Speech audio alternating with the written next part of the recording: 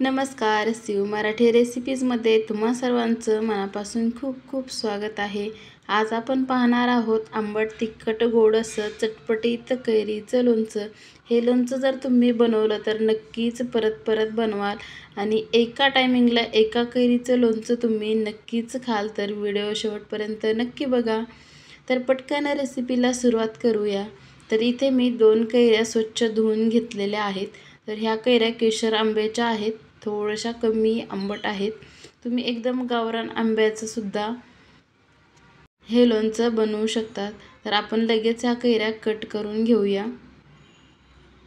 हे लोणचं तुम्ही फ्रीजमध्ये जर ठेवलं तर 10 ते 12 दिवस आरामात टिकतं आणि असं फ्रीजच्या बाहेर जरी ठेवलं तरी 3 ते 4 दिवस आरामात टिकते आणि खायला तर एकदम अप्रतिम असं हे लोणचं लागतं। तुम्ही खरंच एकदा हे लोणचं नक्की ट्राय करून बघा, तुम्हाला ही रेसिपी कुठेही सापडणार नाही।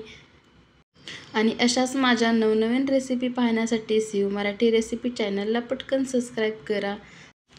तर या कैरीचे तुकडे करताना एकदम छोट्या छोट्या साईजमध्येच कट करायचे आहेत, एकदम मोठ्या साईजमध्ये कट करू नका। कारण आपण हे लोणचं लगेच बनवल्या खायला घेणार आहोत, त्यामुळे जर तुम्ही साईजमध्ये हे कट केलं तर फोडींमध्ये छान असं आपण टाकलेलं गोड तिखट मुरणार नाही। त्यामुळे याच्या फोडी आपल्याला लहान लहानच करून घ्यायच्या आहेत, त्यामुळे पटकन असं हे लोणचं आपल्याला लगेच खायला तयार होतं। तर बघा, याप्रमाणे आता मी इथे दोन्ही पण कैऱ्या कट करून घेतलेल्या आहेत। आता हे सर्व कैरीचे तुकडे एका भांड्यामध्ये आपण काढून घेऊ।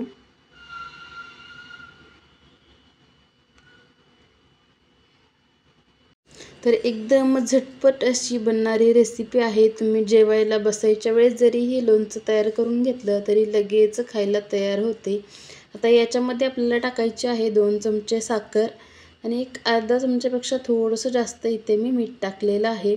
जर तुमची कैरी जर आणखी थोडीशी आंबट असेल तर 3 ते 4 चमचे साखर टाकली तरीही चालेल। आता ही साखर आणि मीठ ह्या सर्व फोडींना छान असं मिक्स करून घ्यायचं आहे आणि तोपर्यंत आपण याच्यात टाकण्यासाठी एक तडका तयार करून घेणार आहोत। तोपर्यंत ह्या फोडी छान अशा साखर आणि मिठामध्ये मुरून द्यायच्या आहेत।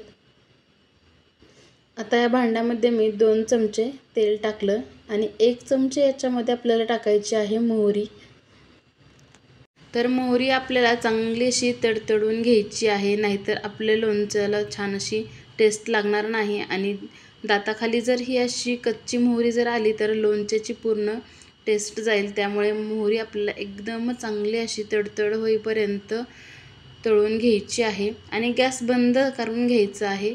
आणि गॅस बंद झाल्यानंतर त्याच्यामध्ये 1 पाव चमचा तिखट आणि पाव चमचा हळद टाकून घ्यायची आणि लगेच हा तडका आपल्याला ह्या कैरींच्या फोडीमध्ये टाकून घ्यायचा आहे। तर तुम्ही सुद्धा असं तडका दिलेलं कधी लोणचं खाल्लेलं आहे का? नक्कीच कमेंट करून सांगा। आता हा सर्व तडका दिलेला ह्या फोडींमध्ये मिक्स करून घ्यायचा आणि लगेच चटपटीत असं हे आपलं कैरीचं लोणचं जेवणासोबत किंवा असंच खायला तयार झालेलं आहे। याला तुम्ही फ्रीजमध्ये ठेवू शकतात। फ्रीजमध्ये ठेवलं तर 10 ते 12 दिवस आरामात टिकते आणि फ्रीजच्या बाहेर ठेवलं तरी 3 ते 4 दिवस हे लोणचं टिकतं।